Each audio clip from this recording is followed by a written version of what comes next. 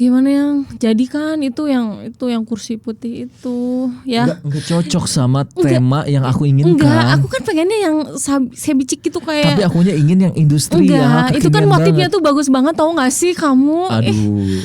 Please dong. Enggak cocok sama desain awalnya. Tapi kan impian rumah aku tuh kayak gitu, tau gak sih? Ya itu kan impian kamu, itu bukan impian aku. Ya, tapi aku pengennya kayak gitu. Aku kan yang tinggal di rumah setiap hari. Jadi ini impian siapa sih? Ini uang siapa?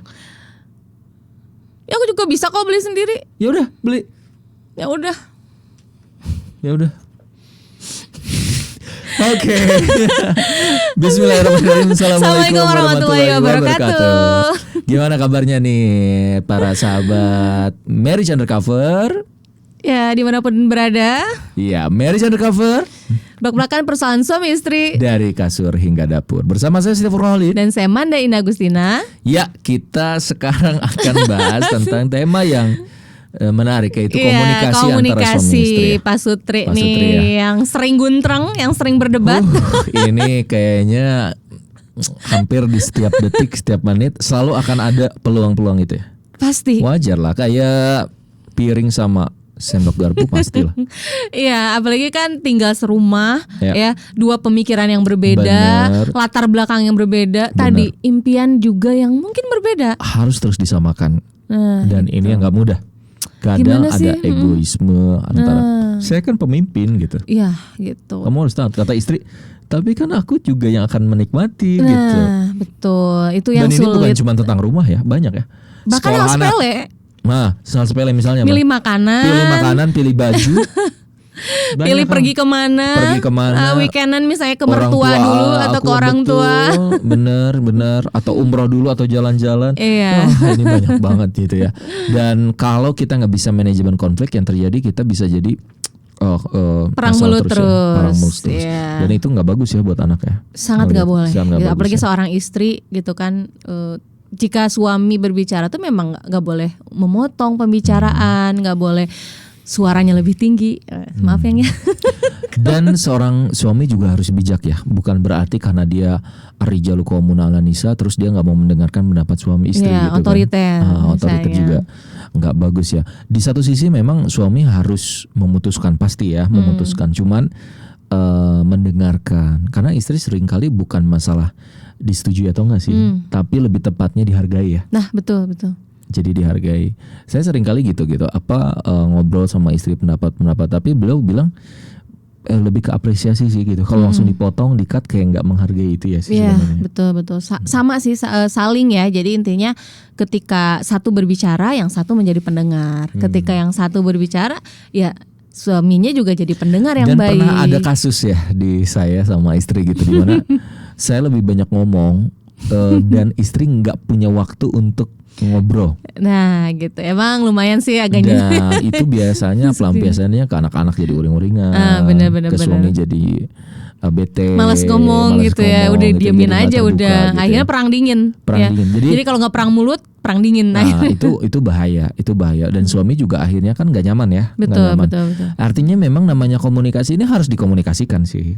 Ya, Gitu ya. dan harus ada waktunya juga mungkin ya. Itu gimana sih tipsnya saya? Ya, ada kesepakatan bersama mungkin ya. Misalnya setelah pulang kerja, mandi, makan, kemudian pas mau istirahat bisa ngobrol dulu. Nah, bisa gantian misalnya sekarang aku mau ngomong dulu deh, nyampein suaminya tentang kerjaannya, tentang tadi gimana aktivitas sehari-hari, terus suami harus peka nanya sama istrinya gitu. Jadi dan istri juga harus mau ngomong. Udah suami ya gimana sayang? Terus suami enggak deh, aku udah gitu. Kalau aku tipenya kayak gitu sih itu emang. Nggak boleh gitu. Terus yang keduanya yang paling penting lagi adalah suami harus bener-bener konsen dengerin. Nah, bener, fokus ya, jangan ketiduran. Jangan main handphone, jangan sambil nonton. Itu membuat akhirnya istri tuh jadi malas lagi curhat ya. Iya bener sih gitu. Jadi emang awalnya ya udah deh karena satu kali misalnya nggak didengerin, apa akhirnya jadi malas ngomong. Aku tipenya kayak gitu. Tapi memang ada emak-emak nih ya, para istri yang memang kalau suaminya pulang kerja itu bener-bener numpahin semuanya.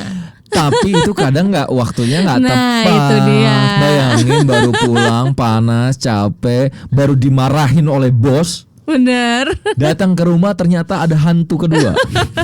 Gitu ya. Istrinya yang belum mandi, belum pakai baju asal-asalan. Udah curhat ini itu Udah ya. curhat ini itu langsung, wah, ini nih anak-anakmu susah diatur, belum makan, belum mandi.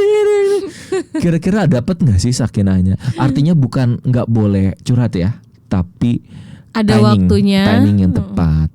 Siapkan dulu, buat dulu suaminya nyaman. Dan ya memang gitu itu ya. perlu direkayasa banget sih yang. Iya. Karena memang kalau enggak ya udah gitu. Pasti gitu terus. Dua-duanya udah kalau nggak meluangkan waktu berulang terus Berulang masalahnya. terus. Akhirnya ini yang bahaya nih jadi bentuk sampai emosi ya enggak gitu. Nah, nanti sewaktu-waktu akan meledak. Akhirnya diungkit lah semuanya. Dulu kayak gini. Itu yang bahaya. Iya, gitu. iya. Dan bahayanya adalah kalau nanti jadi pelampiasan. Pelampiasannya gini, misalnya akhirnya mencari pelampiasan. Kenapa ya kalau di luar wanitanya lebih oke, lebih tenang, nggak cerewet gitu. Atau sama wanita juga akhirnya curhatnya nggak sama suaminya. Itu yang bahaya. Nah, betul. Jadi Mending kalau ke sahabat yang wanita, terus dia nggak yang comel.